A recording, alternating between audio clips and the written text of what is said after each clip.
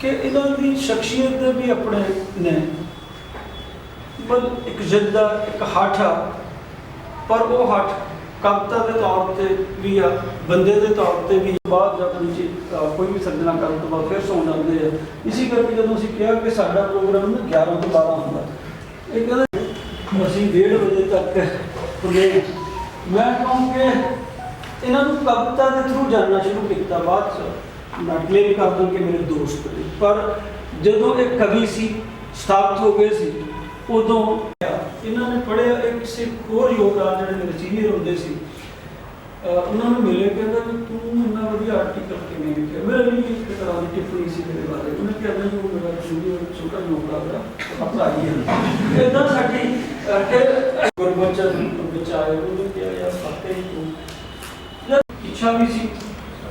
पंजाबी साहित्य अकादमी लुधियाना का विशेष तौर पर मैं खास तौर पर साढ़े प्रधान साढ़े senior most professor Sukhdev Singh का बार बार धन्यवाद करता, चाहे वो साढ़े अपने ने पर वो साड़ी अकैडमी दिया करेगी।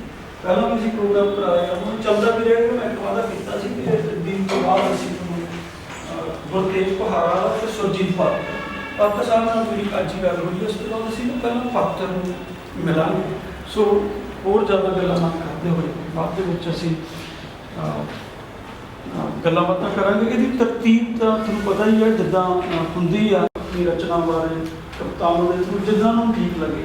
पर विद्यार्थियों को बार बार गुजारिश है कि वो जिन्होंने चीज़ां तुसीं पुछ सकते हो, फिर ही ये जिहड़ा संवाद रूबरू एक तरह का संवाद ये एक करनी तुसीं उहदे च शामिल हो। ये भी सार्थक पहली गल ये है कि मैं सब तो वध मैनूं दुनिया का औखा काम लगता कविता पढ़नी किसी के सामने।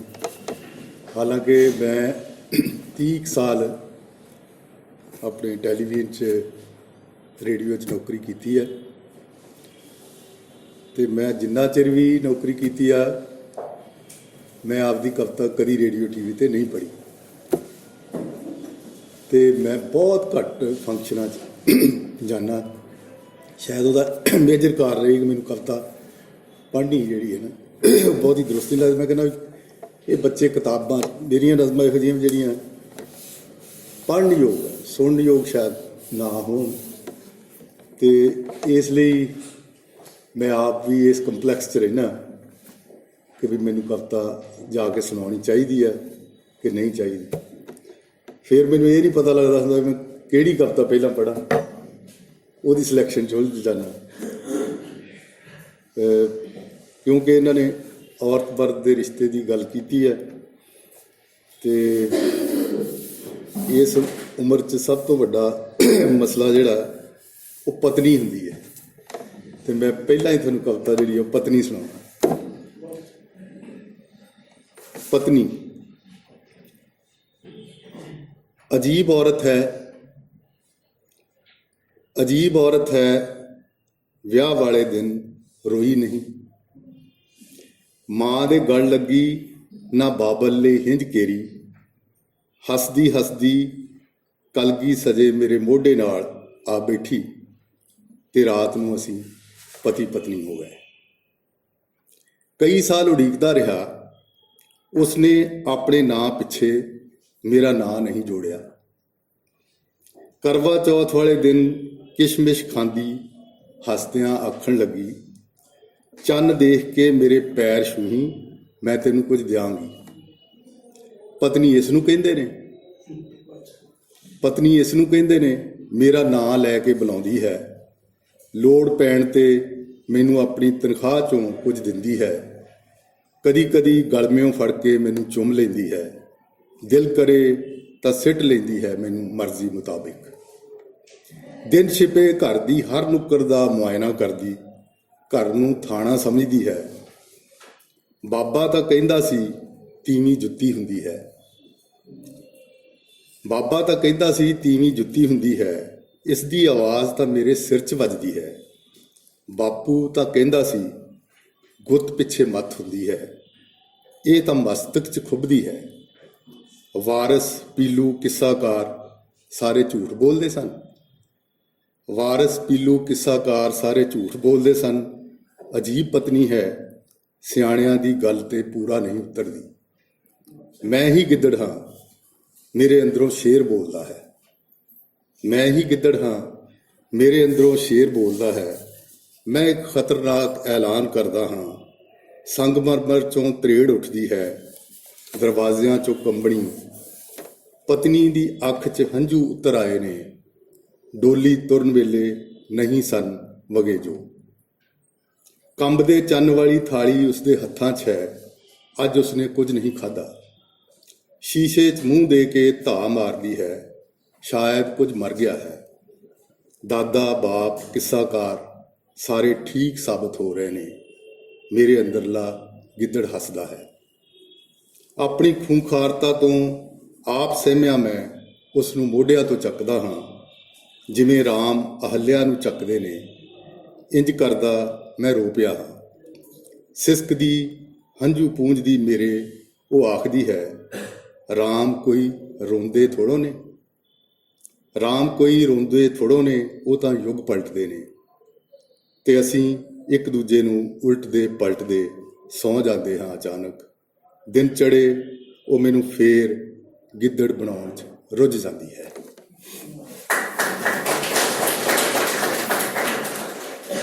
ਉਹ ਡੁਗਡੁਗੀ ਵਜਾਉਣਗੇ, ਮਜਮਾ ਲਾਉਣਗੇ ਤੇ ਮੈਂ ਕਵਿਤਾ ਸੁਣਾਵਾਂਗਾ। ਉਹ ਡੁਗਡੁਗੀ ਵਜਾਉਣਗੇ, ਮਜਮਾ ਲਾਉਣਗੇ ਤੇ ਮੈਂ ਕਵਿਤਾ ਸੁਣਾਵਾਂਗਾ। ਕਵਿਤਾ ਅੰਦਰ ਮੈਂ ਅੱਗ ਦੇ ਗੋਲ ਚੱਕਰ 'ਚੋਂ ਆਪਣੇ ਆਪ ਨੂੰ ਕਿਸੇ ਨਿਪੁੰਨ ਬਾਜ਼ੀਗਰ ਵਾਂਗ ਬਾਹਰ ਕੱਢਾਂਗਾ ਤੇ ਉਹ ਤਾੜੀਆਂ ਵਜਾਉਣਗੇ।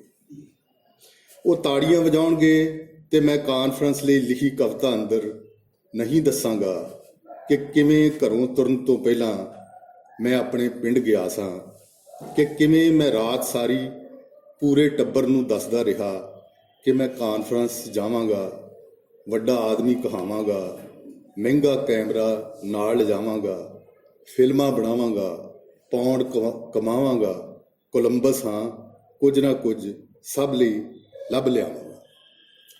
ਤੇ ਫਿਰ ਮੈਂ ਰਾਤ ਸਾਰੀ ਪਿੰਡ ਵਾਲੇ ਘਰ ਦੇ ਵਿਹੜੇ 'ਚ ਵਿਦੇਸ਼ੀ ਧਰਤੀਆਂ, ਪੌਂਡਾਂ, ਡਾਲਰਾਂ 'ਚ ਉੱਡਦਾ ਰਿਹਾ। ਸਵੇਰੇ ਤੁਰਨ ਲੱਗੇ ਨੂੰ ਬਾਪ ਨੇ ਮੇਰੇ ਉਲਝੇ ਸਿਰ ਤੇ ਆਪਣਾ ਸ਼ਾਂਤ ਹੱਥ ਰੱਖਿਆ। ਸਵੇਰੇ ਤੁਰਨ ਲੱਗੇ ਨੂੰ ਬਾਪ ਨੇ ਮੇਰੇ ਉਲਝੇ ਸਿਰ ਤੇ ਆਪਣਾ ਸ਼ਾਂਤ ਹੱਥ ਰੱਖਿਆ। ਮੇਰੇ ਸਿਰ ਅੰਦਰ ਲਗਾਤਾਰ ਉੜ ਰਹੇ ਜਹਾਜ਼ ਨੂੰ ਆਪਣੇ ਦਸਤਕਾਰ ਹੱਥ ਨਾਲ ਢੱਕਿਆ। ਮੈਂ ਇਹ ਵੀ ਨਹੀਂ ਦੱਸਾਂਗਾ ਕਿ ਕਿਵੇਂ ਘਰੋਂ ਤੁਰਨ ਲੱਗਿਆਂ ਬੀਵੀ ਨੇ ਨਜ਼ਰ ਪਰ ਇੱਕ ਵਾਰ ਵੀ ਤੱਕਿਆ ਨਹੀਂ, ਬਾਹਰ ਵੱਲ ਜਾਂਦੇ ਮੇਰੇ ਉਖੜੇ ਪੈਰਾਂ ਨੂੰ ਢੱਕਿਆ ਨਹੀਂ। ਸਿਰਫ ਮੇਰੇ ਛੋਟੇ ਬਾਲ ਨੇ ਮੇਰੇ ਮੁਸਾਫਰ ਚਿਹਰੇ ਵੱਲ ਤੱਕਿਆ ਤੇ ਸਫੇਦ ਫੁੱਲ ਇੱਕ ਮੇਰੀ ਤਲੀ ਤੇ ਰੱਖਿਆ। ਮੈਨੂੰ ਨਾਨਕ ਦਾ ਦੁੱਧ ਵਾਲਾ ਕਟੋਰਾ ਯਾਦ ਆਇਆ। ਨਾਨਕ ਨੂੰ ਘਰੋਂ ਤੁਰਨ ਵੇਲੇ ਸ਼ਾਇਦ ਸ੍ਰੀ ਚੰਦ ਨੇ ਇਦਾਂ ਹੀ ਰੋਕਿਆ ਹੋਵੇ ਤੇ ਸ਼ਾਇਦ ਸੁਲੱਖਣੀ ਇੰਝ ਹੀ ਬੇਮੁਖ ਰਹੀ ਹੋਵੇ। ਸ਼ਾਇਦ ਬੁੱਧ ਨੂੰ ਘਰੋਂ ਕੱਢ ਕੇ ਯਸ਼ੋਧਰਾ ਨੇ ਘੁੱਟ ਕੇ ਕੁੰਡੀ ਬੰਦ ਕਰ ਲਈ ਹੋਵੇ। ਬੋਧੀ ਬਿਰਖ ਹੇਠ ਖੌਰੇ ਕਿਸ ਗੱਲੋਂ ਬੁੱਧ ਨੇ ਅੱਖ ਭਰ ਲਈ ਹੋਵੇ। ਕਾਨਫਰੰਸ ਵਿੱਚ ਪੜ੍ਹੀ ਜਾਣ ਵਾਲੀ ਕਵਿਤਾ ਅੰਦਰ ਮੈਨੂੰ ਪਤਾ ਹੀ ਨਹੀਂ ਲੱਗੇਗਾ ਕਿ ਕਿਸ ਵੇਲੇ ਮੈਂ ਸ਼ਾਨੋ ਸ਼ੌਕਤ ਨਾਲ ਮੰਚ ਤੇ ਪਹੁੰਚ ਜਾਵਾਂਗਾ, ਕਿ ਕਿਵੇਂ ਮੈਂ ਇੱਕ ਇੱਕ ਸ਼ਬਦ ਨੂੰ 70-75 ਨਾਲ ਜਰਬ ਦੇਵਾਂਗਾ, ਰੁਪਈਏ ਦਾ ਪੌਂਡ ਬਣਾਵਾਂਗਾ, ਤਾੜੀਆਂ ਦੀ ਗੂੰਜ ਅੰਦਰ ਪੌਂਡਾਂ ਦਾ ਮੀਂਹ ਵਰਸਾਵਾਂਗਾ, ਵਿਦੇਸ਼ੀ ਸਰੋਤੇ ਘੋੜੇ ਜਾਂ ਖੋਦੇ ਅੱਗੇ ਪੌਂਡ ਖਾਤਰ ਗਿੜਗੜਾਵਾਂਗਾ, ਕਿ ਬੜੀ ਜੁਗਤ ਨਾਲ ਖਾਲੀ ਖੀਸਾ ਦਿਖਾਵਾਂਗਾ, ਝੁਰਲੂ ਘੁਮਾਵਾਂਗਾ, ਬੰਦ ਬਟੂਏ 'ਚੋਂ ਖੜਕਦੇ ਪੌਂਡ ਖਿੱਚ ਲਿਆਵਾਂਗਾ। ਕਾਨਫਰੰਸ ਤਾੜੀਆਂ ਨਾਲ ਗੂੰਜ ਉੱਠੇਗੀ ਤੇ ਮੈਂ ਬਾਂਸਰੀ ਵਜਾਵਾਂਗਾ, ਬਾਂਦਰ ਨਚਾਵਾਂਗਾ, ਦੁੱਖ ਦੀ ਕਥਾ ਸੁਣਾਵਾਂਗਾ। ਫਿਰ ਤਾੜੀਆਂ ਤੇ ਤਾੜੀਆਂ ਵੱਜਣਗੀਆਂ, ਮੈਨੂੰ ਚੰਗੀਆਂ ਲੱਗਣਗੀਆਂ ਤੇ ਮੈਂ ਇਹਨਾਂ ਤਾੜੀਆਂ 'ਚ ਫਸਣ ਤੋਂ ਪਹਿਲਾਂ ਮੰਚ ਤੋਂ ਦੌੜ ਜਾਵਾਂਗਾ। ਇਹ ਤਾੜੀਆਂ ਮੈਂ ਉਹਨਾਂ ਕਵੀਆਂ ਨੂੰ ਦੇ ਆਵਾਂਗਾ ਜਿਨ੍ਹਾਂ ਨੂੰ ਇਹਨਾਂ ਬਿਨ ਨੀਂਦ ਨਹੀਂ ਆਉਂਦੀ। ਇਹ ਤਾੜੀਆਂ ਮੈਂ ਉਹਨਾਂ ਕਵੀਆਂ ਨੂੰ ਦੇ ਆਵਾਂਗਾ ਜਿਨ੍ਹਾਂ ਨੂੰ ਇਹਨਾਂ ਬਿਨ ਨੀਂਦ ਨਹੀਂ ਆਉਂਦੀ। ਮੈਂ ਕਵਿਤਾ ਅੰਦਰ ਚੁੱਪਚਾਪ ਬਾਪੂ ਦੇ ਆਸ਼ੀਰਵਾਦ ਵਾਲੇ ਉਸ ਹੱਥ ਨੂੰ ਫੜ ਕੇ ਬਹੁਤ ਦੇਰ ਪਲੋਸਦਾ ਰਹਾਂਗਾ ਜਿਸ ਨੇ ਮੇਰੇ ਅੰਦਰ ਬੇਵਜ੍ਹਾ ਉੜਦਾ ਜਹਾਜ਼ ਢੱਕਿਆ ਸੀ। ਕਾਨਫਰੰਸ ਲਈ ਲਿਖੀ ਕਵਿਤਾ ਅੰਦਰ ਮੈਂ ਸਦੀਆਂ ਦੇ ਹਨੇਰੇ ਵਰਕੇ ਤੇ ਉਹ ਫੁੱਲ ਟਿਕਾਵਾਂਗਾ ਜੋ ਘਰੋਂ ਤੁਰਨ ਲੱਗਿਆਂ ਨਾਨਕ ਨੂੰ ਸ੍ਰੀ ਚੰਦ ਨੇ ਦਿੱਤਾ ਸੀ। ਕਵਿਤਾ ਦੇ ਹਰ ਅੱਖਰ ਅੰਦਰ ਬੁੱਧ ਦੇ ਹੰਝੂ ਛੁਪਾਵਾਂਗਾ। ਕੋਲੰਬਸ ਹਾਂ, ਦੁਨੀਆ ਦੇ ਨਕਸ਼ੇ 'ਚੋਂ ਆਪਣਾ ਪਿੰਡ ਲੱਭ ਲਿਆਵਾਂਗਾ। ਤਾੜੀਆਂ ਵੱਜਣ ਤੋਂ ਪਹਿਲਾਂ ਪਹਿਲਾਂ ਮੈਂ ਮੰਚ ਤੋਂ ਉਤਰ ਜਾਵਾਂਗਾ ਤੇ ਕਾਨਫਰੰਸ ਲਈ ਲਿਖੀ ਕਵਿਤਾ ਮੈਂ ਕਿਸੇ ਨੂੰ ਨਹੀਂ ਸੁਣਾਵਾਂਗਾ। ਜਿਹੜਾ ਗਾਉਣ ਵਾਲੇ ਕਵੀਆਂ ਨੂੰ ਗਾਉਣ ਤੋਂ ਬਗੈਰ ਸਬਰ ਨਹੀਂ ਨਾ ਆਉਂਦਾ। ਮੈਂ ਜੇ ਲਵ ਪੋਇਮ ਨਾ ਪੜ੍ਹਾਂ ਮੈਨੂੰ ਸਬਰ ਨਹੀਂ ਆਉਂਦਾ। ਇਸ ਲਈ ਮੈਂ ਉਹ ਤੁਹਾਨੂੰ ਕੁਝ ਪਿਆਰ ਕਵਿਤਾਵਾਂ ਨਵੀਆਂ ਉਹ ਸੁਣਾਉਣਾ। ਛੋਟੀ ਜਿਹੀ ਕਵਿਤਾ ਧੁੰਦ। ਭਰੀ ਧੁੰਦ ਦੇ ਦਿਨਾਂ 'ਚ ਮੈਨੂੰ ਯਾਦ ਆਉਂਦੇ ਠੰਡੇ ਹੱਥ ਤੇਰੇ। ਭਰੀ ਧੁੰਦ ਦੇ ਦਿਨਾਂ 'ਚ ਮੈਨੂੰ ਯਾਦ ਆਉਂਦੇ ਠੰਡੇ ਹੱਥ ਤੇਰੇ, ਮੇਰੇ ਮਗਦੇ ਮੱਥੇ ਦਾ ਤਾਪ ਮਾਪਦੇ ਹੋਏ। ਅੱਖਾਂ 'ਚੋਂ ਸੇਕ ਚੁਣਦੀਆਂ ਤੇਰੀਆਂ ਅੱਖਾਂ ਤੇ ਮੇਰੇ ਤਾਪ ਵਾਲੇ ਸਾਹਾਂ ਨਾਲ ਫਫਕਦੇ ਹੋਠਾਂ ਕੋਲ ਖੁੱਲੇ ਹੋਂਠ ਤੇਰੇ। ਬਹੁਤ ਜੀਵਨ ਦਾ ਹਸਤਾਂਤਰਣ ਹੈ। ਮੈਂ ਤੈਨੂੰ ਇੱਥੇ ਛੱਡ ਜਾਵਾਂਗਾ ਜੀਵਨ ਕੋਲ ਤੇ ਆਪ ਚਲਾ ਜਾਵਾਂਗਾ ਬਹੁਤ ਦੂਰ। ਆਪਾਂ ਹਰ ਜਨਮ ਮਿਲਦੇ ਵਿਛੜਦੇ ਰਹਾਂਗੇ। ਆਖਰੀ ਕਵਿਤਾ, ਮੌਤ ਤੋਂ ਬਾਅਦ ਪਿਆਰ।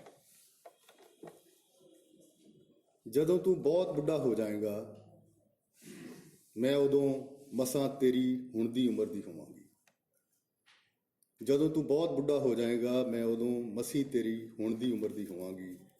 ਜਦ ਤੂੰ ਬਹੁਤ ਬੁੱਢਾ ਹੋ ਜਾਏਗਾ ਮੈਂ ਤੇਰੀ ਵਧੀ ਹੋਈ ਸਫੇਦ ਦਾੜੀ ਨੂੰ ਪਿਆਰ ਕਰਾਂਗੀ। ਇਸੇ ਤਰ੍ਹਾਂ ਤੇਰੀਆਂ ਝੁੱਡੀਆਂ 'ਚ ਲੁਕੇ ਮੇਰੇ ਹਜ਼ਾਰਾਂ ਚੁੰਮਣਾਂ ਦੀ ਚੁੰਬਕ ਖਿੱਚਦੀ ਰਹੇਗੀ ਮੈਨੂੰ। ਤੇਰੀਆਂ ਆਂਦਰਾਂ 'ਚ ਲੁਕੀ ਮੈਂ ਧੌਂਕਣੀ ਵਾਂਗ ਉੱਪਰ ਹੇਠ ਹੁੰਦੀ ਰਹਾਂਗੀ।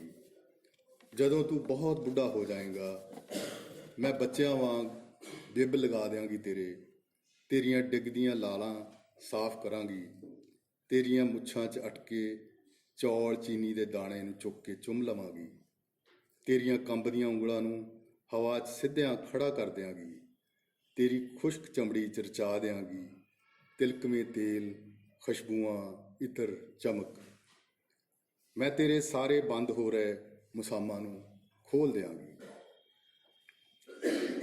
ਤੇਰੀਆਂ ਅੱਖਾਂ 'ਚ ਜਗਦੇ ਅਣਗਿਣਤ ਦੀਵੇ ਅਚਾਨਕ ਬੁੱਝ ਜਾਣਗੇ।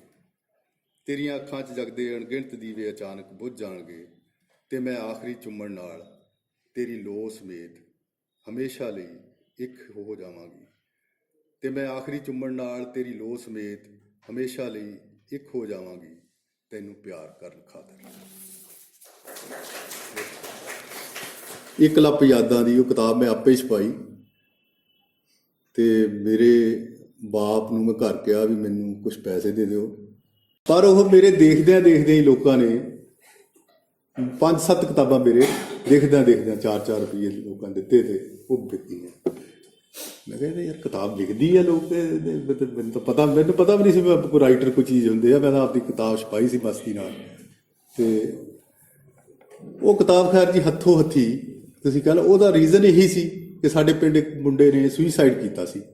ਉਹਦੀ ਕਹਾਣੀ ਲਿਖੀ ਮੈਂ। ਇੱਕ ਜਗਰਾਤੇ ਵਿੱਚ ਕੁਛ ਮਤਲਬ ਇੱਕ ਕੁੜੀ ਨਾਲ ਛੇੜਛਾੜ ਕੀਤੀ ਸੀ ਜਗਰਾਤਾ ਕਰਨ ਵਾਲਿਆਂ ਨੇ ਤੇ ਉਹ ਦਾਰੂ ਪੀ ਕੇ ਉਹਨਾਂ ਨੇ ਜਗਰਾਤਾ ਕੀਤਾ ਸੀ। ਮੈਂ ਉਹਦੀ ਕਹਾਣੀ ਲਿਖੀ। ਫਿਰ 2 ਲਵ ਸਟੋਰੀ ਸੀ, ਕੱਚੀ ਉਮਰ ਦੇ ਖੱਤ ਸੀਗੇ, ਪਿਆਰ, ਲਵ ਲੈਟਰਾਂ ਦਾ ਤਾਂ ਜ਼ਮਾਨਾ ਸੀ। ਹੁਣ ਤਾਂ ਫੋਨ 'ਤੇ ਸਭ ਕੁਝ ਕਰ ਲੈਂਦੇ ਤੁਸੀਂ।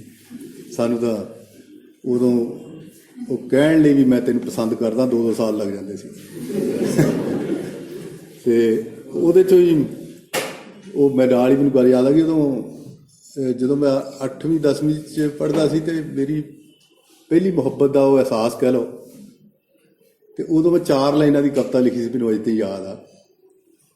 ਉਹ ਇਹੀ ਸੀਗਾ ਵੀ ਦਿਨ ਰਾਤ ਸੋਚਾਂ 'ਚ ਗੁਜ਼ਰ ਜਾਂਦੇ ਨੇ, ਦਿਨ ਰਾਤ ਸੋਚਾਂ 'ਚ ਗੁਜ਼ਰ ਜਾਂਦੇ ਨੇ, ਬਾਕੀ ਜੋ ਪਲ ਬਚਦੇ ਨੇ ਉਹਨਾਂ ਦੀ ਯਾਦ 'ਚ ਗੁਜ਼ਰ ਜਾਂਦੇ ਨੇ। ਮੈਂ ਸਾਰਾ ਦਿਨ ਲੋਚਦਾ ਰਹਿੰਦਾ ਹਾਂ ਉਹਨਾਂ ਨੂੰ ਮਿਲਣ ਲਈ, ਉਹ ਆਉਂਦੇ ਨੇ ਤੇ ਕੋਲ ਦੀ ਗੁਜ਼ਰ ਜਾਂਦੇ ਨੇ। ਉਹ ਸਾਡੀ ਮੁਹੱਬਤ ਦੇ ਤੇ ਉਹ ਕਵਿਤਾ ਜਿੱਦਣ ਛਪੀ ਆ, ਮੈਂ ਉਦੋਂ MA ਪਾਰਟ 1 'ਚ ਪੜ੍ਹਦਾ ਸੀ ਤੇ ਮੈਡਮ ਦਲੀਪ ਕੌਰ ਟਵਾਣਾ ਮੇਰੇ ਟੀਚਰ ਸੀਗੇ, ਉਹਨਾਂ ਕੋਲ ਮੈਂ ਅਕਸਰ ਜਾਂਦਾ ਸੀ। ਉਸ ਦਿਨ ਮੇਰੇ ਕੋਲ ਇੰਨਾ ਵਿਸ਼ਵਾਸ ਸੀ, ਮੈਂ ਬਗੈਰ ਮੇ ਆਈ ਕਮ ਇਨ ਮੈਡਮ ਕਹਿ ਕੇ ਤੇ ਚਲਾ ਗਿਆ ਅੰਦਰ। ਮੇਰੇ ਅੰਦਰ ਵਿਸ਼ਵਾਸ ਸੀ, ਮੈਂ ਹੁਣ ਮੈਡਮ ਹੱਸ ਪਏ, ਕਹਿੰਦੇ ਅੱਜ ਤੋਂ ਤੂੰ ਕਵੀ ਬਣ ਗਿਆ, ਤੇਰੇ ਬਹਿ ਮੈਂ ਚਾਹ ਪਿਲਾਉਂਦੀ। ਉਹ ਤੋਂ ਬਾਅਦ ਮੈਂ ਫਿਰ ਪਿੱਛੇ ਮੁੜ ਕੇ ਨਹੀਂ ਦੇਖਿਆ, ਮੈਂ ਕਵਿਤਾ ਜ਼ਿਆਦਾ ਰੁਝਾਨ ਰਿਹਾ। ਪਰ ਹੁਣ ਵੀ ਮੇਰੀ ਜਦੋਂ ਕਿਤਾਬ ਛਪਦੀ ਹੈ ਕਵਿਤਾ ਦੀ, ਮੇਰਾ ਖਿਆਲ ਨਹੀਂ 500 ਤੋਂ ਉੱਪਰ ਕੋਈ ਕਵਿਤਾ ਦੀ ਕਿਤਾਬ ਪੰਜਾਬ ਵਿਕਦੀ ਹੋਵੇ ਛੇਤੀ, ਵੱਧ ਤੋਂ ਵੱਧ 1000 ਵਿਕ ਜਾਂਦੀ ਹੋਏਗੀ। ਔਰ ਉਹ ਵੀ ਪਬਲਿਸ਼ਰ ਕਹਿੰਦਾ ਜੀ 5 ਸਾਲ ਹੋ ਗਏ, 5 ਸਾਲਾਂ ਬਾਅਦ ਤੁਹਾਨੂੰ ਰਾਇਲਟੀ ਦੇਵਾਂਗੇ, ਕਿਉਂਕਿ ਅਜੇ ਤਾਂ ਵਿਕੀ ਹੀ ਨਹੀਂ ਹੈ। ਹੁਣ ਮੈਂ ਕੰਪੇਅਰ ਕਰਦਾ ਕਿ ਉਹ ਜਿਹੜੀ ਮੇਰੀ ਕਿਤਾਬ ਸੀ ਕਹਾਣੀਆਂ ਦੀ 25-30 ਸਾਲ ਪਹਿਲਾਂ ਕਾਲਜ ਦੇ ਕੱਚੇ ਦਿਨਾਂ ਦੀ, ਉਹ ਤਾਂ ਹੱਥੋਂ ਹੱਥੀ ਵਿਕ ਗਈ। ਇਹ ਕਿਤਾਬ ਵਿਕ ਨਹੀਂ ਰਹੀ, ਲੇਕਿਨ ਉਹਦੀ ਕੋਈ ਲਿਟਰੇਰੀ ਵੈਲਿਊ ਨਹੀਂ ਸੀ। ਆਰਟ ਦੀ ਸਟੈਂਡਰਡ ਹੁੰਦਾ ਹੈ। ਅਸੀਂ ਪੰਜਾਬੀ ਜਿਹੜੇ ਆ ਬੜੀ ਛੇਤੀ ਖੁਸ਼ ਹੋਣ ਵਾਲੇ ਆ, ਬੜੀ ਛੇਤੀ ਤਾੜੀਆਂ ਮਾਰਨ ਵਾਲੇ ਆ, ਹੱਸਣ ਵਾਲੇ ਆ, ਰੋਣ ਵਾਲੇ ਆ। ਇਸੇ ਲਈ ਅਸੀਂ ਫਿਲਮਾਂ ਪਿੱਛੇ, ਸਾਡੀ ਕੋਈ ਫਿਲਮ ਕੰਮ ਦੀ ਨਹੀਂ, ਕੋਈ ਜਾ ਕੇ ਅਸੀਂ ਉਹ ਜੋ ਹੈ ਉਹਨੂੰ ਹਾਏ ਹਾਏ ਵਾਹ ਵਾਹ ਕਰਕੇ ਆ ਜਾਂਦੇ ਹਾਂ। ਵਰਲਡ ਸਿਨੇਮਾ ਕਿੱਥੇ ਚਲਾ ਗਿਆ? ਜਰਮਨ ਦੀਆਂ ਫਿਲਮਾਂ ਕਿੱਥੇ ਆ? ਕੈਨੇਡਾ ਦੀਆਂ ਕਿੱਥੇ ਆ? ਆਸਕਰ ਅਵਾਰਡ ਮੂਵੀਜ਼ ਕਿਹੜੀਆਂ ਆ? ਹੁਣ ਸਾਡੇ ਇੱਕ ਅੱਧੀ ਕਿਤੇ ਕੋਈ ਫਿਲਮ ਇਹੋ ਜਿਹੀ ਬਣੀ ਹੈ। ਇਸ ਲਈ ਮੇਰਾ ਮਤਲਬ ਇਹ ਹੈ ਕਿ ਜਿਹੜੇ ਸਟੂਡੈਂਟਸ ਆ, ਮੈਂ ਵੱਡੀਆਂ ਕਾਨਫਰੰਸਾਂ 'ਚ ਨਹੀਂ ਜਾਂਦਾ, ਮੈਂ ਬਹੁਤ ਇਕੱਠਾਂ 'ਚ ਨਹੀਂ ਜਾਂਦਾ, ਪਰ ਮੈਨੂੰ ਇਹ ਮੇਰੀ ਇੱਛਾ ਹੁੰਦੀ ਹੈ ਕਿ ਜਦੋਂ ਮੈਂ ਵਿਦਿਆਰਥੀਆਂ 'ਚ ਜਾਣ ਲਈ ਮੈਨੂੰ ਕੋਈ ਕਹਿੰਦਾ ਮੈਂ ਨੱਠ ਕੇ ਆਉਣਾ। ਮੈਂ ਯੁਵਰਾਜ ਉਹਨਾਂ ਨੂੰ ਵੀ ਕਿਹਾ, ਮੈਂ ਕਿਹਾ ਯਾਰ ਮੈਂ ਬੜੀ ਖੁਸ਼ੀ ਨਾਲ ਇੱਥੇ ਆਉਣਾ ਚਾਹੂੰਗਾ, ਕਿਉਂਕਿ ਜਿਹੜੀ ਬੀਜ ਹੈ ਉਹ ਇਸ ਯੂਨੀਵਰਸਿਟੀ ਤੋਂ ਬੀਜਿਆ ਜਾਣਾ, ਇਸ ਉਮਰ ਦੇ ਬੱਚਿਆਂ ਕੋਲੋਂ ਬੀਜਿਆ ਜਾਣਾ। ਅਸੀਂ ਵੀ ਜਦੋਂ ਯੂਨੀਵਰਸਿਟੀ ਗਏ, ਸਾਡੇ 'ਚ ਇੰਨੀ ਫਾਇਰ ਸੀ ਕਿ ਅਸੀਂ ਸਾਰਾ ਦਿਨ ਲਾਇਬ੍ਰੇਰੀ 'ਚ ਜਾ ਕੇ ਕਿਤਾਬਾਂ ਫੋੜਦੇ ਰਹਿੰਦੇ ਸੀ, ਜਿਹੜੀਆਂ ਮੈਡਮ ਟਵਾਣਾ ਨੇ ਦੱਸੀਆਂ ਹੁੰਦੀਆਂ ਸੀ, ਪ੍ਰੋਫੈਸਰ ਗੁਲਵੰਤ ਸਿੰਘ ਵਰਗੇ ਬੰਦਿਆਂ ਨੇ ਦੱਸੀਆਂ ਹੁੰਦੀਆਂ ਸੀ। ਅਤੇ ਸਾਰੀ ਰਾਤ ਸਾਡੀ ਯੂਨੀਵਰਸਿਟੀ ਖੁੱਲ੍ਹੀ ਰਹਿੰਦੀ ਸੀ, ਅਸੀਂ ਅੱਧੀ ਰਾਤ ਤੱਕ ਪੜ੍ਹਦੇ ਰਹਿੰਦੇ ਸੀ। ਲੋਕਾਂ ਨੇ ਉਹ ਪੰਜਾਬੀ ਦੀ MA ਨੂੰ ਐਵੇਂ ਬਣਾ ਰੱਖਿਆ ਸੀ। ਮੈਂ ਹਜੇ ਵੀ ਯਾਦ ਕਰਦਾ ਕਿ ਜੇ ਅਸੀਂ ਇੰਨੀ ਮਿਹਨਤ ਜਿੰਨੀ ਅਸੀਂ ਪੰਜਾਬੀ MA ਕਰਨ 'ਚ ਲਾਈ, MPhil ਕਰਨ 'ਚ ਲਾਈ, ਜੇ ਅਸੀਂ ਉਨੀ ਮਿਹਨਤ IAS ਕਰਨ ਲਈ ਲਾਈ ਹੁੰਦੀ, ਸਰਟਨਲੀ ਅਸੀਂ ਗੋ ਥਰੂ ਹੋ ਜਾਂਦੇ ਉਹਦੇ 'ਚ, ਪੱਕੇ ਤੇ ਯਕੀਨਨ। ਇੰਨੀ ਮਿਹਨਤ ਨਾਲ ਅਸੀਂ ਪੜ੍ਹਦੇ ਸੀ।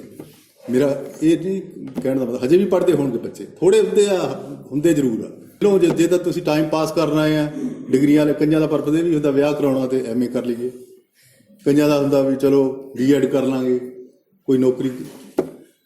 ਪਰ ਜਿਹੜਾ ਗਿਆਨ ਦਾ ਖਜ਼ਾਨਾ ਇਹਨਾਂ ਯੂਨੀਵਰਸਿਟੀਆਂ 'ਚ ਪਿਆ ਆ, ਉਹਨਾਂ ਨੂੰ ਤੁਸੀਂ ਜੇ ਆਪਣੇ ਪੱਲੇ ਬੰਨ੍ਹ ਕੇ ਜਾਓਗੇ, ਉਹ ਸਾਰੀ ਉਮਰ ਕੰਮ ਆਉਂਦਾ। ਯਕੀਨਨ ਜੇ ਤੁਸੀਂ ਗਿਆਨ ਦਾ ਚਾਨਣ ਲੈ ਕੇ ਜਾਓਗੇ, ਸਾਰੀ ਉਮਰ ਤੁਹਾਡੇ ਕੰਮ ਆਏਗਾ। ਇਸ ਉਮਰ 'ਚ ਨਹੀਂ ਪਤਾ ਲੱਗਦਾ, ਤੇ ਬਾਅਦ 'ਚ ਯਾਦ ਆਉਂਦਾ ਵੀ ਯਾਰ ਉਹ ਟਾਈਮ ਤਾਂ ਆਪਾਂ ਐਵੇਂ ਵੇਸਟ ਕਰ ਲਿਆ। ਮੈਂ ਹੁਣ ਵੀ ਪਰਸੋਂ ਪਟਿਆਲੇ ਯੂਨੀਵਰਸਿਟੀ ਗਿਆ, ਤੇ ਉੱਥੇ ਭਾਈ ਵੀਰ ਸਿੰਘ ਹੋਸਟਲ 'ਚ ਅਸੀਂ ਰਹਿੰਦੇ ਸੀ। ਉਹ ਮੈਂ ਇਕੱਲਾ ਚਲੇ ਜਾਂਦਾ, ਫਿਰ ਮੈਂ ਦੋਸਤ ਕਿਸੇ ਨਾਲ ਲੈਣਾ, ਫਿਰ ਉਹ ਘੁੰਮਦਾ। ਦੇਖਿਆ ਮੈਂ ਹੋਸਟਲ, ਦੇਖਿਆ 48C 'ਚ ਮੈਂ ਰਹਿੰਦਾ ਸੀ। ਉਹੀ ਡਾਕਟਰ ਸਾਹਿਬ 35-40 ਸਾਲ ਪੁਰਾਣੇ ਉੱਥੇ ਦਰਵਾਜ਼ੇ ਲੱਗੇ ਹੋਏ ਹੋਸਟਲ ਦੇ, ਕੰਧਾਂ ਭੁਰ ਗਈਆਂ, ਜ਼ਰਜ਼ਰਾ ਹੋ ਗਿਆ। ਉਹ ਮਤਲਬ ਮੈਨੂੰ ਲੱਗਾ ਵੀ ਇਹ ਸਿੰਬਲ ਆ ਸਾਡੇ ਅੱਜ ਦੇ ਸਿਸਟਮ ਦਾ, ਵੀ ਕਿੱਥੇ ਅਸੀਂ ਗਿਰਾਵਟ ਵੱਲ ਹੀ ਜਾ ਰਹੇ ਹਾਂ। ਕੋਈ ਇਹ ਨਹੀਂ ਹੈ ਵੀ ਅਸੀਂ ਬਹੁਤ, ਜਦ ਕਿ ਬ੍ਰੇਨ ਜਿਹੜੇ ਬੱਚੇ ਆ ਉਹ ਇੰਨੇ ਸ਼ਾਰਪ ਆ, ਉਹ ਚਾਹੁੰਦੇ ਆ, ਉਹਨਾਂ ਨੂੰ ਉਹ ਨੌਲੇਜ ਦੇ ਮਿਆਰ ਤੱਕ ਹੀ ਨਹੀਂ ਪਹੁੰਚਣ ਦਿੱਤਾ ਜਾਂਦਾ। ਉਹ ਯਾਰ ਨਾ ਕੋਈ ਫੈਸਿਲਿਟੀਆਂ ਦਿੰਦੇ ਆ, ਸਾਰਾ ਉਹਦਾ ਲਾਇਬ੍ਰੇਰੀਆਂ ਦਾ ਵੀ ਸਿਸਟਮ ਸਾਰਾ ਕਦੋਂ ਆਈ ਡੋਂਟ ਨੋ ਇੱਥੇ ਕੀ ਹੋਏਗਾ, ਪਰ ਬੱਚਿਆਂ ਨੂੰ ਇਸ ਪਾਸੇ ਲਾਉਣ ਦੀ ਬਹੁਤ ਜ਼ਿਆਦਾ ਲੋੜ ਹੈ। ਅਤੇ ਦੂਸਰੀ, ਜਦੋਂ ਮੈਂ ਆਪਣੀ ਉੱਥੇ ਯੂਨੀਵਰਸਿਟੀ ਪੜ੍ਹਦਾ ਸੀ, MPhil ਮੈਂ ਕਰਦਾ ਸੀ, ਅਤੇ first world Punjabi conference England ਹੋਈ। ਉੱਥੇ ਮੈਨੂੰ ਸੱਦਾ ਆਇਆ, ਮੈਡਮ ਟਵਾਣਾ ਮੇਰੇ ਗਾਈਡ ਸੀਗੇ, ਅਤੇ ਮੇਰਾ ਪਹਿਲਾ ਥੀਸਿਸ ਸੀ ਬਰਤਾਨਵੀ ਪੰਜਾਬੀ ਕਵਿਤਾ।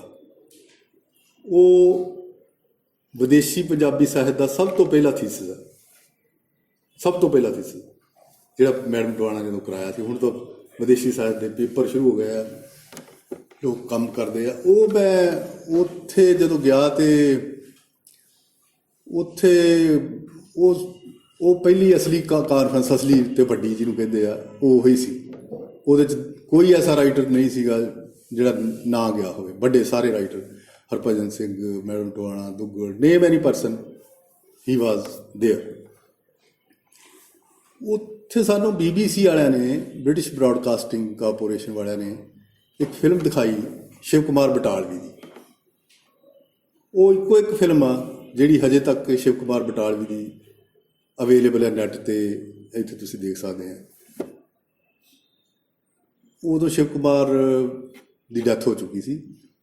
ਉੱਥੇ ਮੇਰੇ ਦਿਮਾਗ 'ਚ ਆਇਆ ਵੀ ਦੇਖੋ ਅਸੀਂ ਕਿੰਨੇ ਪਿੱਛੇ ਆ ਲੋਕ, ਕਿ ਸਾਡਾ ਪੋਇਟ ਆ, ਸਾਡੇ ਕੋਲ ਇਹਦਾ ਕੁਝ ਵੀ ਨਹੀਂ ਹੈ ਇੰਡੀਆ 'ਚ, ਨਾ ਰੇਡੀਓ 'ਚ ਨਾ TV 'ਚ, ਲੇਕਿਨ BBC ਵਾਲੇ ਅੰਗਰੇਜ਼ ਇੰਨੇ ਸਿਆਣੀ ਕੌਮ ਆ ਗਏ, ਉਹਨਾਂ ਨੂੰ ਪਤਾ ਹੈ ਇਹ ਵੈਲਿਊਏਬਲ ਬੰਦਾ, ਇਹਨੂੰ ਸਾਂਭ ਕੇ ਰੱਖੋ, ਸਾਰਾ ਇੰਡੀਆ ਇਹਨੂੰ ਲੱਭਦਾ ਫਿਰੂਗਾ ਕਿਸੇ ਦਿਨ।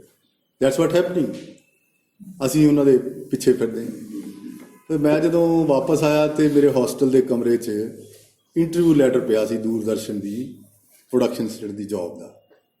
ਦੂਜੇ ਦਿਨ ਹੀ ਇੰਟਰਵਿਊ ਸੀ ਤੇ ਮੈਂ ਕਿਹਾ ਛੱਡੋ ਪਰੇ, ਮੈਂ MPhil ਕਰਦਾ ਹਾਂ, PhD ਕਰਨੀ, ਮੈਂ ਪ੍ਰੋਫੈਸਰ ਬਣਨਾ। ਫਿਰ ਮੇਰੇ ਦੋਸਤ ਸੀਗੇ ਜਿਹੜੇ ਹੋਸਟਲ ਦੇ ਭੁੱਖੇ ਮਰਦੇ ਸਾਰੇ ਜਣੇ, ਕਹਿੰਦੇ ਤੂੰ ਰੁਜ਼ਗਾਰ ਮਿਲਣ ਲੱਗਾ ਤੈਨੂੰ ਧੱਕੇ ਮਾਰੀ ਜਾਂਦਾ। ਫਿਰ ਮੈਂ ਇੰਟਰਵਿਊ ਦੇਣ ਗਿਆ। ਖੈਰ ਉੱਥੇ ਇੰਟਰਵਿਊ ਦੇ ਵਿੱਚ ਕੁਲਵੰਤ ਸਿੰਘ ਵਿਰਕ ਐਕਸਪਰਟ ਸੀਗੇ ਤੇ ਹੋਰ 5-7 ਬੰਦਿਆਂ ਦਾ ਬੋਰਡ ਸੀਗਾ। ਉਹ ਵਿਰਕ ਸਾਹਿਬ ਨੂੰ ਪਹਿਲੀ ਵਾਰੀ ਦੇਖਿਆ ਉੱਥੇ। ਉਹ ਕੁਦਰਤੀ ਮੇਰੀ ਕਵਿਤਾ ਵੀ ਉਦੋਂ ਨਾਗਮਣੀ 'ਚ ਪਹਿਲੀ ਹੋਈ ਛਪੀ ਸੀ ਤੇ ਵਿਰਕ ਸਾਹਿਬ ਨੇ ਜਦੋਂ ਮੈਂ ਨਾਮ ਲਿਆ ਤੇ ਉਹ ਕਹਿੰਦੇ ਤੂੰ ਇੰਨੇ ਪਪੂਲਰ ਮੈਗਜ਼ੀਨ ਹੁੰਦੇ ਸੀ। ਵਿਰਕ ਸਾਹਿਬ ਕਹਿੰਦੇ ਕਾਕਾ ਤੂੰ ਉਹੀ ਜਸਵੰਤ ਦੀਦਾ ਜੀ ਦੀ ਕਵਿਤਾ ਹੈ ਸੋਰੀ ਛਪੀ ਹੈ ਨਾਗਮਣੀ 'ਚ। ਮੈਂ ਕਿਹਾ ਹਾਂਜੀ। ਮੈਂ ਕਿਹਾ ਵੀ ਹੁਣ ਕੰਮ ਬਣ ਗਿਆ। ਜੇ ਵਿਰਕ ਸਾਹਿਬ ਨੇ ਪਛਾਣ ਲਿਆ ਤੇ ਐਨੀਵੇ ਫਿਰ 24 ਉਹਨਾਂ ਨੇ ਪ੍ਰੋਡਕਸ਼ਨ 'ਚ ਰੱਖੇ ਸੀ ਬੰਦੇ ਤੇ ਆਈ ਟੌਪ ਦਾ ਪੈਨਲ ਮੈਂ ਪਹਿਲੇ ਨੰਬਰ 'ਤੇ ਉੱਥੇ ਰੱਖਿਆ ਗਿਆ ਸੀ। ਉਹ ਕਿਸ ਚੀਜ਼ ਦੇ ਉੱਤੇ ਰੱਖਿਆ ਗਿਆ ਮੈਂ ਉੱਥੇ? ਸਿਰਫ ਪੰਜਾਬੀ ਦੀ MA ਹੋਣ ਕਰਕੇ, ਸਿਰਫ ਪੰਜਾਬੀ ਦੀ MA ਹੋਣ ਕਰਕੇ। ਸਾਰੇ ਬੱਚਿਆਂ ਨੂੰ ਉੱਥੇ ਸਾਇੰਸ ਵਾਲੇ ਵੀ ਸੀ, ਮੈਥ ਵਾਲੇ ਵੀ ਸੀ, ਇਹ ਵੀ ਸੀ ਉਹ, ਲੇਕਿਨ ਮੈਂ ਪੰਜਾਬੀ ਦਾ ਵਿਦਿਆਰਥੀ ਸੀ ਤਾਂ ਸਾਰੇ ਪੈਨਲ ਨੇ ਕਿਹਾ ਕਿ ਸਭ ਤੋਂ ਅੱਛਾ ਇੰਟਰਵਿਊ ਜੇ ਹੋਇਆ ਕਿਸੇ ਬੰਦੇ ਦਾ ਤਾਂ ਇਸ ਬੰਦੇ ਦਾ। ਕਿਉਂ? ਉਹ ਮੈਂ ਅਜੇ ਵੀ ਸਮਝਦਾ ਕਿ ਪੰਜਾਬੀ ਦੀ ਕੰਟਰੀਬਿਊਸ਼ਨ ਆ ਮੇਰੇ ਲਈ ਇਹ। ਪਰ ਮੈਂ ਪੰਜਾਬੀ ਨੂੰ ਇਸ ਤਰ੍ਹਾਂ ਨਹੀਂ ਪੜ੍ਹਿਆ। ਅਸੀਂ ਪੰਜਾਬੀ ਪੜ੍ਹਦੇ ਸੀ, ਅਸੀਂ ਇੰਗਲਿਸ਼ ਦਾ ਲਿਟਰੇਚਰ ਨਾਲ ਪੜ੍ਹਦੇ ਸੀ, ਹੋਰ ਜ਼ਬਾਨਾਂ ਦਾ ਨਾਲ ਪੜ੍ਹਦੇ ਸੀ। ਇਸ ਲਈ ਬਾਕੀ ਭਾਸ਼ਾਵਾਂ ਨੂੰ ਪੜ੍ਹਨਾ ਓਨਾ ਹੀ ਜ਼ਰੂਰੀ ਹੈ ਜਿੰਨਾ ਤੁਸੀਂ ਆਪਣੀ ਜ਼ੁਬਾਨ ਨੂੰ ਪੜ੍ਹਦੇ ਹੋ। ਉਹ ਤੋਂ ਬਾਅਦ ਫਿਰ ਮੈਂ ਰੇਡੀਓ TV 'ਚ ਜਿੱਦਣ ਮੈਂ TV ਜੁਆਇਨ ਕੀਤਾ, ਮੈਂ ਪਹਿਲੇ ਦਿਨ ਇਹ ਸਹੁੰ ਪਾਈ ਸੀ ਕਿ ਸਾਡੇ ਜਿੰਨੇ ਵੀ ਲੇਖਕ ਨੇ ਉਹਨਾਂ ਦੀਆਂ ਲਾਈਫ ਤੇ ਵਰਕਸ ਦੇ ਉੱਤੇ ਮੈਂ ਡਾਕੂਮੈਂਟਰੀਆਂ ਬਣਾਊਂਗਾ ਤਾਂ ਕਿ ਸਾਨੂੰ BBC ਵੱਲ ਨਾ ਝਾਕਣਾ ਪਵੇ। ਤੋ ਮੈਂ ਸਭ ਤੋਂ ਵੱਡਾ ਕੰਮ ਇਹ ਕੀਤਾ। ਅੰਮ੍ਰਿਤਾ ਪ੍ਰੀਤਮ 'ਤੇ ਸਭ ਤੋਂ ਪਹਿਲੀ ਡਾਕੂਮੈਂਟਰੀ ਬਣਾਈ, ਫਿਰ ਦਵਿੰਦਰ ਸਤਿਆਰਥੀ 'ਤੇ ਬਣਾਈ, ਫਿਰ ਗੁਰਦਿਆਲ ਸਿੰਘ ਹੋਰਾਂ 'ਤੇ ਬਣਾਈ, ਫਿਰ ਅਬਾਊਟ 20 ਡਾਕੂਮੈਂਟਰੀਜ਼ ਆਈ ਪ੍ਰੋਡਿਊਸਡ। ਸਾਰੇ ਉਹ ਸਾਂਭੀਆਂ ਹੋਈਆਂ ਨੇ ਔਰ ਅਜੇ ਮਤਲਬ ਇਸ ਤਰ੍ਹਾਂ ਦਾ ਖਜ਼ਾਨਾ ਸਾਨੂੰ ਲੋਕਾਂ ਨੂੰ ਤਿਆਰ ਕਰਨ ਦੀ ਲੋੜ ਹੈ। ਤਾਂ ਇਸ ਤਰ੍ਹਾਂ ਕੋਈ ਰੇਡੀਓ TV ਬਥੇਰੇ ਲੋਕ ਕੰਮ ਕਰਦੇ ਆ, ਪਰ ਜਿਹੜੇ ਲਿਟਰੇਚਰ ਨਾਲ ਜੁੜੇ ਵਿਦਿਆਰਥੀ ਆ ਉਹਨਾਂ 'ਚ ਫਾਇਰ ਹੁੰਦੀ ਹੈ ਕਿ ਬਈ ਇਹ ਇਸ ਤਰ੍ਹਾਂ ਦੇ ਰਾਈਟਰਾਂ ਨੂੰ ਸਾਂਭ ਕੇ ਰੱਖਿਆ ਜਾਵੇ। ਦੂਸਰਾ ਇੱਕ ਮੈਂ ਛੋਟਾ ਜਿਹਾ ਆਪਣਾ ਆਸਪੈਕਟ ਹੋਰ ਦੱਸਾਂ ਕਿ ਮੈਂ ਨੌਕਰੀ ਲਾਸਟ ਈਅਰ 4 ਸਾਲ ਪਹਿਲਾਂ ਮੈਂ ਜੌਬ ਛੱਡੀ ਹੈ। 1.5-2 ਸਾਲ ਪਹਿਲਾਂ ਛੱਡ ਦਿੱਤੀ ਸੀ ਜੌਬ, ਕਿਉਂਕਿ ਸਾਰੀ ਫੈਮਿਲੀ ਸਾਡੀ ਕੈਨੇਡਾ ਨੂੰ ਜਿਹੜੀ ਬਿਮਾਰੀ ਸਾਰੇ ਪੰਜਾਬ ਨੂੰ ਪਈ ਉਹ ਸਾਨੂੰ ਵੀ ਪਈ ਵੀ ਕੈਨੇਡਾ ਚੱਲੀਏ। ਅਸੀਂ ਮੇਰੀ wife Khalsa College head of the department ਸੀ, ਬੇਟਾ ਮੇਰਾ ਇੰਜੀਨੀਅਰ ਸੀ, ਬੜਾ ਛੋਟਾ ਨਹੀਂ ਪੜ੍ਹਦਾ ਸੀ, ਉਹਦੇ ਕਰਕੇ ਅਸੀਂ ਕਿਹਾ ਚਲੋ। ਤਾਂ ਅਸੀਂ ਉੱਥੇ ਮਾਈਗ੍ਰੇਟ ਕਰ ਗਏ ਕੈਨੇਡਾ ਜਾ ਕੇ। ਇਹ ਠੀਕ ਹੈ ਗੱਲ ਕਿ ਉੱਥੋਂ ਸਾਰੇ ਆ ਕੇ ਲੋਕ ਕਹਿੰਦੇ ਇੱਥੋਂ ਦੀ ਕੋਈ ਜਿਹੜੀ ਅਸਲੀ ਤਸਵੀਰ ਆ ਉਹ ਦਿਖਾਉਂਦਾ ਕੋਈ ਨਹੀਂ, ਉਹ ਕਹਿੰਦੇ ਅਸੀਂ ਪਤਾ ਨਹੀਂ ਕੀ ਆ ਉੱਥੇ ਬਣੇ ਹੋਏ, ਪਰ ਹੈ ਹਾਲਤ ਬੜੀ ਮਾੜੀ ਔਰ ਪਤਲੀ ਹੈ। ਜੋ ਜੀਵਨ ਇੱਥੇ ਆ ਤੁਹਾਡਾ ਉਹ ਉੱਧਰ ਨਹੀਂ ਹੈ। ਲੇਕਿਨ ਗੱਲ ਕੀ ਹੈ ਕਿ ਬੇਰੁਜ਼ਗਾਰੀ ਹੈ, ਬੱਚੇ ਕੀ ਕਰ ਕਿੱਥੇ ਜਾਣ, ਦੈਟ ਇਜ਼ ਦੀ ਟਰਬਲ। ਲੇਕਿਨ ਲੋਕ ਕਹਿੰਦੇ ਆ ਕਿ ਬੜੀ ਕਿਸਮਤ ਵਾਲਾ ਜੀ ਉਹ ਕੈਨੇਡਾ ਚਲਾ ਗਿਆ, ਇੰਗਲੈਂਡ ਚਲਾ ਗਿਆ, ਅਮਰੀਕਾ। ਮੈਂ ਕਹਿੰਦਾ ਇਦੋਂ ਬਦਕਿਸਮਤ ਬੰਦਾ ਕੌਣ ਆ ਜਿਹਨੂੰ ਆਪਣਾ ਮੁਲਕ ਛੱਡਣਾ ਪਿਆ, ਜਿਹਨੂੰ ਆਪਣਾ ਘਰ ਛੱਡਣਾ ਪਿਆ, ਜਿਹਨੂੰ ਆਪਣੀ ਜ਼ੁਬਾਨ ਛੱਡਣੀ ਪਈ, ਜਿਹਨੂੰ ਆਪਣਾ ਕਲਚਰ ਛੱਡਣਾ ਪਿਆ। ਉਹਦੇ ਵਰਗਾ ਬਦਕਿਸਮਤ ਆਦਮੀ ਕੋਈ ਨਹੀਂ ਹੈ। ਐਸਾ ਕੁਝ ਨਹੀਂ ਹੈ ਕਿ ਇੱਥੇ ਸਭ ਕੁਝ ਖਤਮ ਹੋ ਚੁੱਕਾ। ਅਸੀਂ ਇੱਕ ਬਣਾ ਦਿੱਤਾ ਵੀ ਇੱਥੇ ਕੱਖ ਵੀ ਨਹੀਂ ਹੈ। ਜੇ ਤੁਸੀਂ ਐਕਸੈਲ ਕਰੋ ਕਿਸੇ ਵੀ ਪੀਰੀਅਡ 'ਚ, ਕਿਸੇ ਵੀ ਫੀਲਡ ਵਿੱਚ, ਉਹ ਤੁਹਾਨੂੰ ਪੇ ਕਰਦਾ ਹੈ। ਪਰ ਜੇ ਮੇਰਾ ਬੇਟਾ ਕੈਨੇਡਾ ਤੋਂ ਆਇਆ ਹੋਇਆ ਕੱਲ੍ਹ, ਮੈਂ ਉਹ ਕਹਿੰਦਾ ਜੀ ਕੀ ਹੈ ਇੱਥੇ ਟ੍ਰੈਫਿਕ ਹੈ, ਇਹ ਹੈ ਉਹ ਹੈ। ਮੈਂ ਕਿਹਾ ਗੱਲ ਤਾਂ ਇਹ ਹੈ ਵੀ ਇੱਥੇ ਸਿਸਟਮ ਬੇਟੇ ਖਰਾਬ ਆ। ਸਾਰਾ ਸਿਸਟਮ ਠੀਕ ਕਰ ਦਿਓ, ਨੌਕਰੀਆਂ ਮਿਲਣ ਲੱਗ ਤੇ ਸਾਰੇ ਕੈਨੇਡਾ ਅਮਰੀਕਾ ਵਾਲੇ ਲੋਕ ਇੱਥੇ ਭੱਜ ਆਉਣਗੇ। ਪੰਜਾਬੀ ਕਿਉਂ ਜਾਂਦੇ ਇੱਥੋਂ? ਕੋਈ ਹੋਰ ਤਾਂ ਰੀਜ਼ਨ ਨਹੀਂ ਨਾ। ਸਾਡੀ ਇਕਨੋਮਿਕਸ ਵਿਗੜੀ ਹੈ, ਸਿਸਟਮ ਹੈ ਨਹੀਂਗਾ। ਤੇ ਲੇਕਿਨ ਮਾਈਗ੍ਰੇਸ਼ਨ ਸਦੀਆਂ ਤੋਂ ਕੌਮਾਂ 'ਚ ਹੁੰਦੀ ਚਲੀ ਆਈ ਰਹੀ ਹੈ। ਇਹ ਅੰਗਰੇਜ਼ ਵੀ ਮਾਈਗ੍ਰੇਟ ਹੋ ਕੇ ਕਿਤੇ ਦੀ ਕਿਤੇ ਗਏ ਆ, ਪਰ ਉਹਨਾਂ ਨੇ ਆਪਣੇ ਆਪ ਨੂੰ ਇਸ ਤਰ੍ਹਾਂ ਅੱਗੇ ਲੈ ਕੇ ਗਏ ਸੋਚ ਦੇ ਪੱਧਰ 'ਤੇ। ਚੀਨੇ ਉੱਥੇ ਕੈਨੇਡਾ 'ਚ ਰਹਿੰਦੇ ਆ, ਤੁਹਾਨੂੰ ਕੋਈ ਪੋਲੀਟਿਕਸ 'ਚ ਬੰਦਾ ਨਹੀਂ ਨਜ਼ਰ ਆਊਗਾ। ਸਾਡੇ ਸਾਰੇ ਮਿਨਿਸਟਰ ਬਣ ਗਏ ਪੰਜਾਬੀ। ਅਸੀਂ ਕਹਿੰਦੇ ਸਰਕਾਰ 'ਤੇ ਕਬਜ਼ਾ ਕਰ ਲਿਆ ਉੱਥੇ। ਲੇਕਿਨ ਅਸੀਂ ਬਾਕੀ ਫੀਲਡ 'ਚ ਕੀ ਕੀਤਾ? ਸਾਨੂੰ ਕੀ ਆ, ਸਿਰਫ ਪੋਲੀਟਿਕਸ, ਰਾਜਨੀਤੀ 'ਚ ਅੱਗੇ ਚਲੇ ਜਾਓ। ਅਤੇ ਉਹ ਆਦਤਾਂ ਇੱਥੋਂ ਦੀਆਂ ਪਈਆਂ ਹੋਈਆਂ ਸਾਨੂੰ। ਅਸੀਂ ਕਿਸੇ ਵੀ ਫੀਲਡ 'ਚ ਕੁਛ ਨਹੀਂ ਕੀਤਾ। ਅਸੀਂ ਉੱਥੇ ਟਰੱਕ ਚਲਾਉਂਦੇ ਆ ਅਤੇ ਜਾਂ ਸਿੱਧੇ MLA ਬਣਦੇ। ਹਾਂ, ਬਸ ਸਿੱਧੇ MLA ਬਣਦੇ। ਮਤਲਬ ਇਹ ਆ ਵੀ ਚੀਨੇ ਦੇਖੋ, ਚੀਨਾ ਕੋਈ ਤੁਹਾਨੂੰ ਮਿਨਿਸਟਰ ਨਹੀਂ ਮਿਲੇਗਾ, ਕੋਈ ਨਹੀਂ ਪੋਲੀਟਿਕਸ ਜਾਂਦਾ। ਉਹਨਾਂ ਨੇ ਕਬਜ਼ਾ ਕੀਤਾ ਹੈ ਉੱਥੋਂ ਦੀ ਇਕੋਨਮੀ 'ਤੇ, ਉਹਨਾਂ ਨੇ ਕਬਜ਼ਾ ਕੀਤਾ ਉੱਥੋਂ ਦੇ ਬ੍ਰੇਨ 'ਤੇ।